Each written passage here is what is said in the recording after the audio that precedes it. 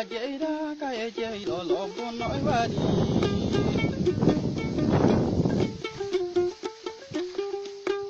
Lolo powarunya len anaru lere lere.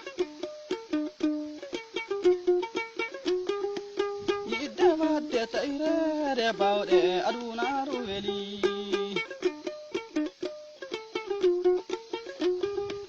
Oisimila hobe no dama.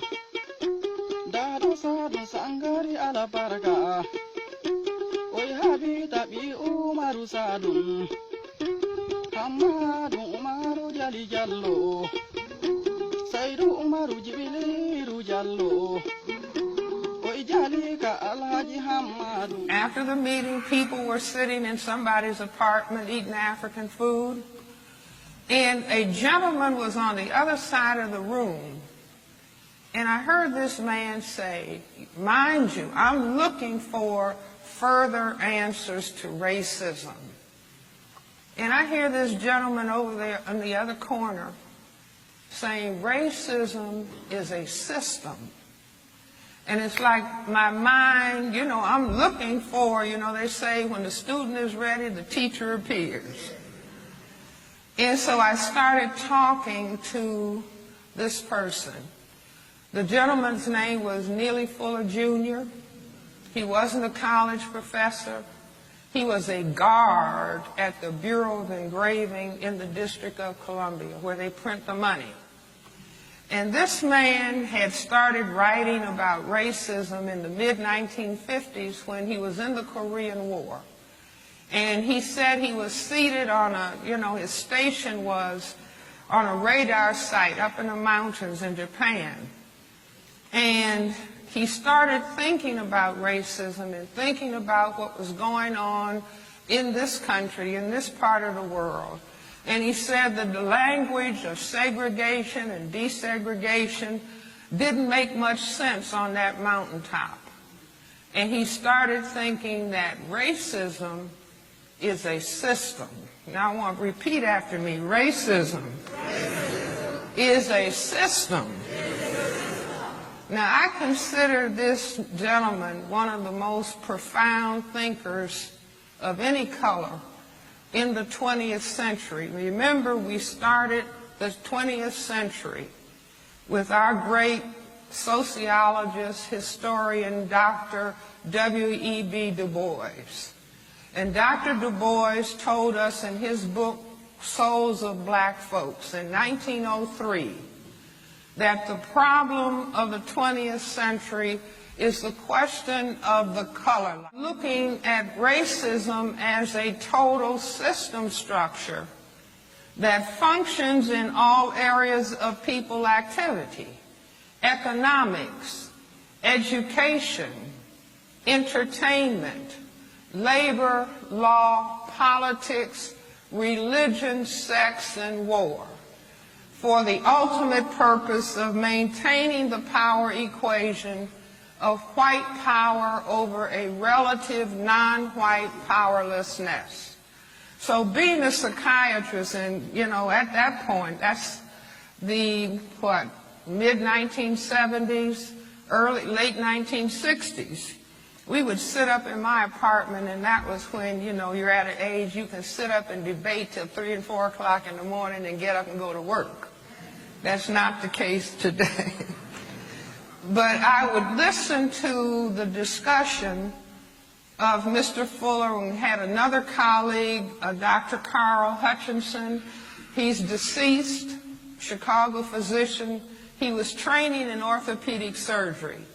And Mr. Fuller had a beautifully hand-printed, might have had 1,800 pages of beautifully handwritten notes, documentation of his ideas that he carried around in his suitcase. Dr. Carl Hutchinson said, I will type this manuscript in between surgical cases. And so he took the handwritten manuscript and typed it, and I spent the next 17 years saying, this has got to be printed, so, got to be published, and so by 1984, it was published. But I started raising the question. Psychiatrists always, old school psychiatrists, I say new school psychiatrists, are just supposed to, oh, you're depressed? Well, let me write a prescription. You see, oh, you're anxious? Let me write a prescription and goodbye. I'll see you next time for another 15 minutes. I'm old school. I see all my patients for 1 hour.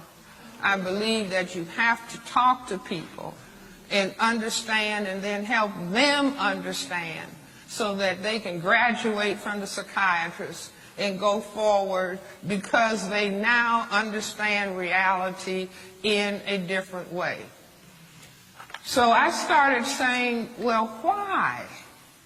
If indeed, and I say racism as a dynamic, racism as white supremacy has been the reality that black people all over this planet have faced for the last 500 years. There's never been a moment, there's never been a minute, there's never been a day, there's never been a week where we have not been confronted with racism, white supremacy as a system. Never a half a minute. So I said, well, why would such a system be developed? And Mr. Fuller used to say to me, Francis, it's not important why, just learn what the system is. But, you know, the psychiatrist in me, I've got to understand why. See, that's where little children are brilliant. Little 2-year-old people, little 3-year-old people, they start saying, why? Why? You know, and older people get annoyed, shut up. But don't ever tell a child. If a child is saying, why, Mommy? Why, Granny? Why? You may not know the answer. Just tell the child, I don't know the answer, but I'll try to find out for you. And if I don't find out and you study and learn, you'll find out. Talk. Knowledge. Higher in the Lord self. So hard to achieve. Higher. Spiritual up in my mind and my lyrical. I'm going on for the top, it's the spiritual. I can't lose, I can't fall off the lyrical. It's so in me, it's never falling off. Gotta keep this me Allah. Oh Allah, giving me the spiritual boss. I gotta stand for the deen, gotta stand tall, can't fall.